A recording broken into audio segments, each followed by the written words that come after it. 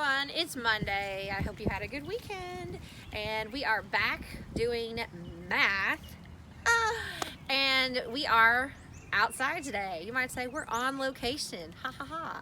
We are at Mr. Curry's house. This is my backyard, and we're going to talk today about a little bit of measurement. But first, I want us to review just a little bit. Now, I have this wood pipe that Mr. Scott has traced out, colored out 1 inch. So if you look at that, just between my two fingers right there, 1 inch is not very big. But I also have this stick.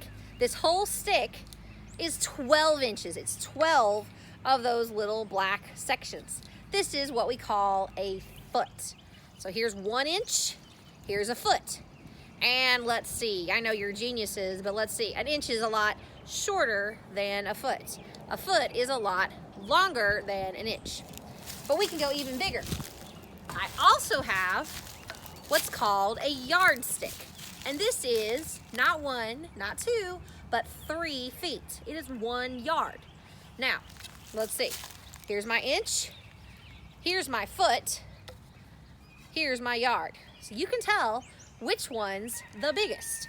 And I might measure one of my objects with one of those kind of tools, or with something called measuring tape.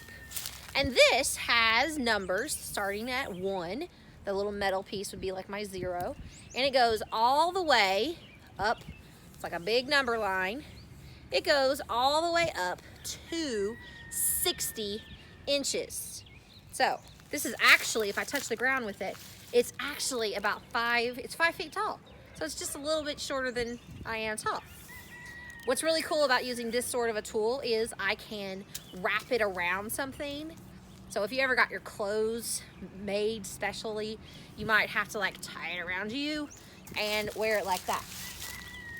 And here's another one of my tools that I might use. If you are making some shelves or doing some projects, you might use something called measuring tape.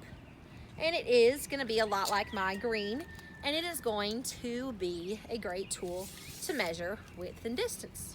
Well, in just a little bit, we are going to talk about some uses of these sorts of tools.